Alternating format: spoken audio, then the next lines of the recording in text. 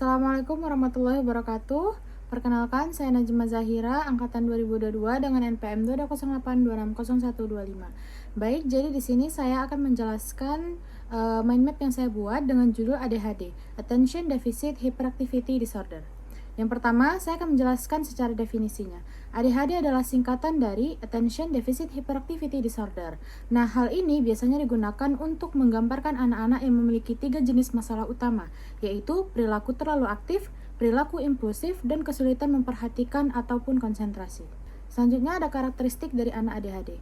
Ada 3, yang pertama ada inattensi, impulsivitas, dan hiperaktivitas. Inattensi itu adalah kesulitan memutuskan perhatian, impulsivitas itu adalah kesulitan menahan keinginan, dan hyperactivity yaitu kesulitan mengandalkan gerakan. Selanjutnya, saya akan menjelaskan perbedaan antara anak ADHD dengan anak yang aktif. Yang pertama, anak ADHD itu dia tidak akan bisa mudah fokus. Biasanya anaknya hyperactivity dan tidak bisa bertahan untuk sebuah permainan lebih dari 5 menit.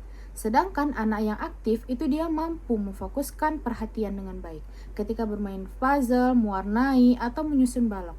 Anak aktif cenderung akan menyelesaikan permainan dengan perhatian penuh. Kemudian anak ADHD itu dia biasanya melawan dan akan sulit untuk diberitahu ketika dia melakukan sesuatu dengan sesuka-suka hatinya. Kemudian jika anak yang aktif itu dia masih bisa diberitahu secara baik dan mau mematuhi dengan baik. Nah, ada beberapa penyebab terjadinya ADHD pada anak-anak. Yang pertama, faktor genetik. Biasanya peranan terbesar terjadinya gangguan perilaku ADHD ya karena faktor genetik dari orang tua. Kemudian faktor resiko semakin meningkat bila salah satu saudara atau orang tua juga mengalami ADHD atau gangguan psikologis lainnya. Kemudian faktor lingkungan, kerusakan otak, dan yang terakhir zat aditif makanan dan gula. Biasanya gangguan perhatian ini disebabkan oleh gula atau gejala ADHD diperburuk oleh gula dan zat aditif pada makanan.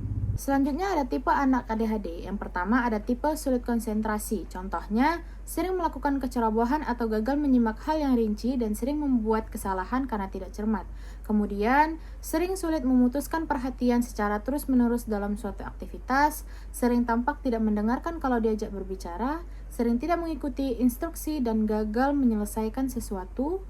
Kemudian sulit mengatur kegiatan maupun tugas, sering menghindari, tidak menyukai, atau enggan melakukan tugas yang butuh pemikiran yang cukup lama. Sering kehilangan barang yang dibutuhkan untuk melakukan tugas, ataupun lupa dalam hal mengerjakan kegiatan sehari-hari. Kemudian ada tipe hyperactivity impulsif.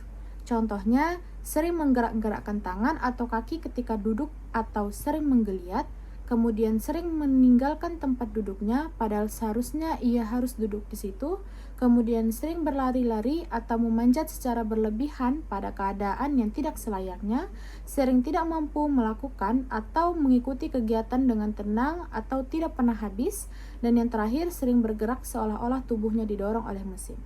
Baik, mungkin itu penjelasan singkat saya terkait ADHD pada anak-anak. Lebih dan kurangnya saya mohon maaf dan kepada Allah saya mohon ampun. Saya tutup. Wassalamualaikum warahmatullahi wabarakatuh.